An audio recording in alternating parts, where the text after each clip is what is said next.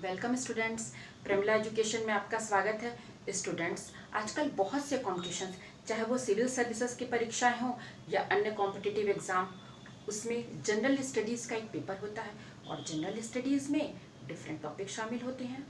बहुत से सब्जेक्ट होते हैं, history, geography, polity, current events, biology, science और भी। इन जनरल स्टडीज़ को कवर करने के लिए बहुत सी रेफरेंस बुक है। जनरल स्टडीज़ पढ़ने के लिए हम डिफरेंट सोर्स का यूज़ करते हैं।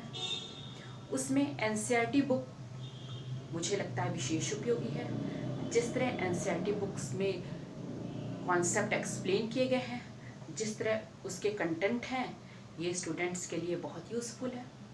तो स्टूडेंट, मैं एक सीरीज़ की शुरुआत करने जा रही हूँ जिसका नाम है एनसीईआरटी बुक समरी सारांश।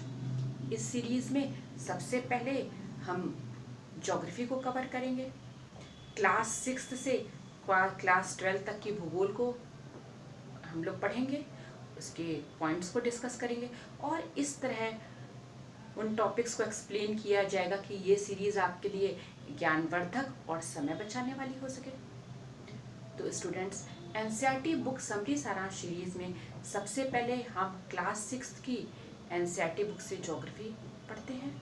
फर्स्ट चैप्टर है the earth in the solar system, सौरमंडल में पृथ्वी। स्टूडेंट, जिस दिन आकाश में पूर्ण चंद्रमा दिखाई देता, फुल मून नाइट पूर्णिमा कहलाती है, और जिस दिन चंद्रमा नहीं दिखाई देता उस दिन न्यू मून नाइट या नए चंद्रमा की रात अमावस्या कहलाती है। सेलेस्टियल बॉडीज माने खगोलीय पिंड। खगोलीय पिंड किसे कहते हैं? खगोलीय पिंड। आसमान में रहने वाले जो कुछ मून, स्टार्स, नाइट स्काई की सभी चीजें और सन, ये सभी मिलके खगोलीय पिंड कहलाती हैं या सेलेस्टियल बॉडीज। क्या कहते हैं? सेलेस्टियल बॉडीज या खगोलीय पिंड।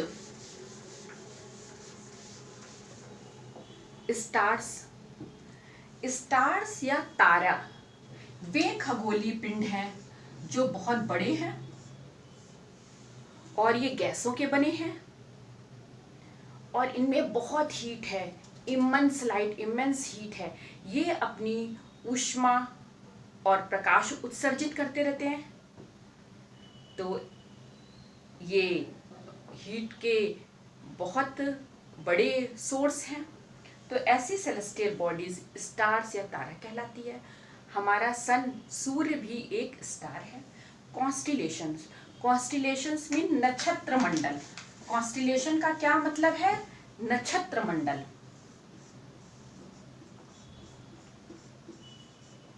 नक्षत्र मंडल। स्टूडेंट, आकाश में जब कभी आसमान साफ होता है तो हमें बहुत से तारे दिखाई देते हैं और तारों के कुछ ग्रुप कुछ खास पैटर्न का निर्माण करते हैं।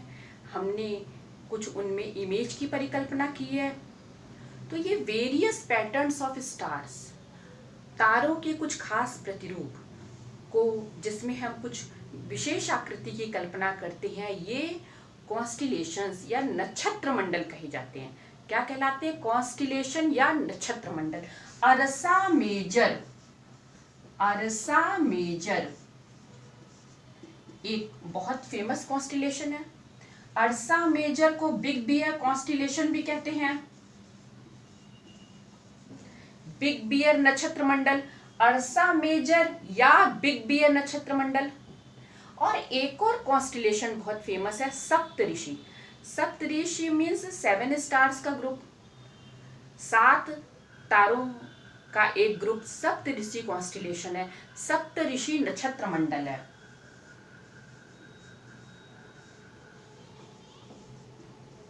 सप्तऋषि नक्षत्र मंडल, इसमें 7 स्टार हैं। इसे स्मॉल बियर भी कहते हैं।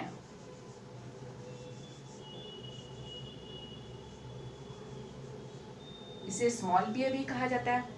स्टूडेंट, ये सप्तऋषि कॉन्स्टिलेशन को हम नाइट स्काई में पहचान सकते हैं इसके पैटर्न के आधार पे।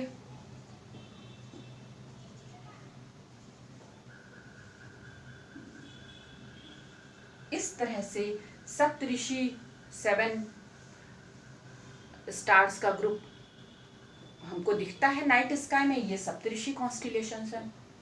स्टूडेंट, पोल स्टार यानी ध्रुव तारा, नॉर्थ स्टार उत्तरी तारा।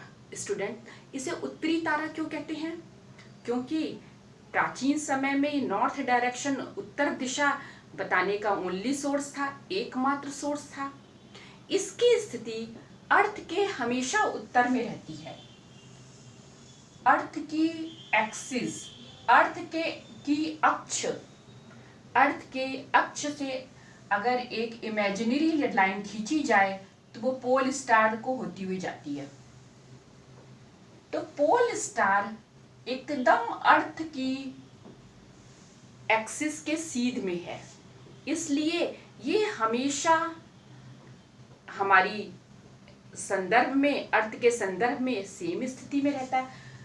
इस अक्ष के, एक्सिस के ऊपर वाला भाग उत्तर या नॉर्थ पोल है और इस एक्सिस या अक्ष के नीचे वाला भाग साउथ या दक्षिणी ध्रुव है।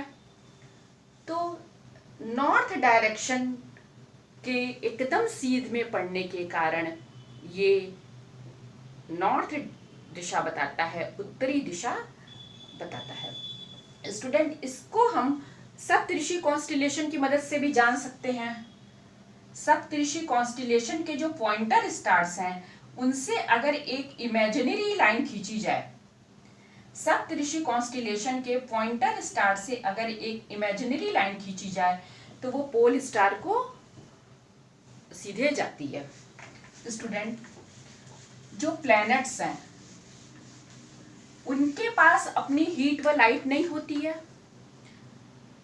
स्टार्स के पास अपनी हीट और लाइट है, लेकिन प्लैनेट्स अपने सन, अपने स्टार्स की हीट लाइट को प्राप्त करते हैं। और प्लैनेट वर्ड ग्रीक प्लैनेटाई से आया है। ग्रीक में प्लैनेटाई का मीन्स होता है वॉन्डरर्स, चारों ओर घूमने वाला। चूंकि प्लैनेट्स अपने स्टार के चारों ओर एक फिक्स्ड पाथ में घूमते रहते हैं, इसलिए उन्हें प्लैनेट कहा जाता है। अर्थ भी एक प्लैनेट है। सैटेलाइट या उपग्रह है, पृथ्वी का एक उपग्रह है, वो है मून, चंद्रमा, जो अर्थ के चारों ओर घूमता रहता है। नियर अबाउट 27 डेज में, लगभग 27 दिन में वो पृथ्वी का एक चक्कर लगा लेता है।